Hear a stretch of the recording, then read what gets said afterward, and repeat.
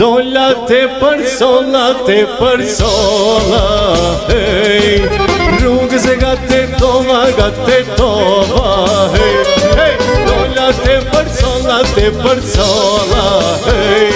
Rrugës e gatë gjakova, hey.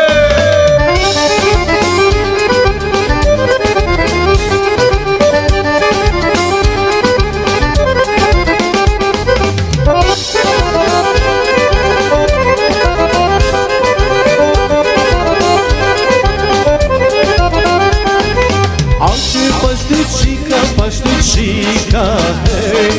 Shatë mas miri shume bekim tisa, hey. Alti pashtu qika, hey. Shatë mas miri shume bekim tisa, hey.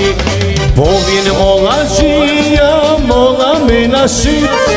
Po vjen molla gjia, molla me na shit. Veti jena molla, veti jena tolla. Hajde more djall, se m'ka mal me mal. Veti jena molla, veti jena tolla. Hajde more djall, se m'ka mal me mal.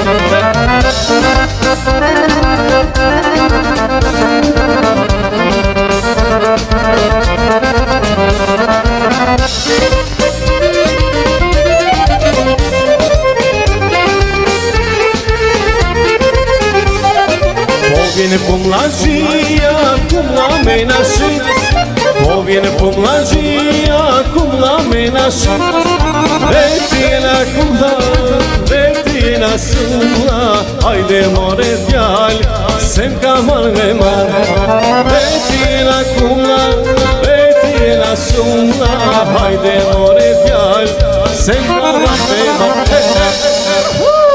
Mecit Şenol'da böyle çıkışlar var ya, beni bitiriyor gerçekten. Yani gerçekten Arnavutça şarkıları abi, anlatıyorsun şarkıları ya, böyle bir şey yok. Estağfirullah, yani yapmaya çalışıyoruz hep birlikte. Hayır, yapmaya çalışmıyorsun, kabul etmiyorum, yok öyle bir şey. Öyle, onu duymayayım senden. Ama şunu söyleyeyim ben buradan değerli izleyicilerimize, ya ben müziği bırakmıştım senden sonra, biliyorsun değil mi? Biliyorum bıraktığında, zaten daha önce de bırakmıştın da ben seni... Ben bıraktım. Ben bir ara, yani senden sonra kesinlikle bıraktım müziği. Fakat şu sol yanımda duran sevgili arkadaşım Selim var ya. Yani o o ne yaptı etti. Bizi Dur, Murat'la birlikte. ben Selim'i geçeyim şöyle. Geç. İki kelime. Hemen sizi de düşüncelerinizi alın bu konuda. İşbirliği, fikir birliği olsun ki bir daha olmasın böyle hatalar. Bence bırakmaması gerekiyordu. Doğrusunu yaptı. Öyle özetleyeyim ben size. Ne demek, hep beraber. Bak şimdi yanımızdasın. Ne kadar güzel müzik yapıyoruz. Gayet güzel. Bir de benim sesim olsaydı, ben de şarkı söyleseydim ne kadar güzel olurdu ama maalesef karga gibi söylüyorum. Tisetua, sen ne diyorsun? Ben bir şey demiyorum. Mecit'i nasıl aldınız böyle, nasıl çektiniz sahneyi? Selim abi çekmiş, ben yoktum. Sen neredeydin, ne yapıyordun oğlum? Sen elek mi topluyordun? Ben evde yatıyordum. Evde yatıyordun. Yatıyordu değil mi? Onu evde mi aldınız? Я лайка ченту флянчу, мы даже к ченту мне на школу была куиша.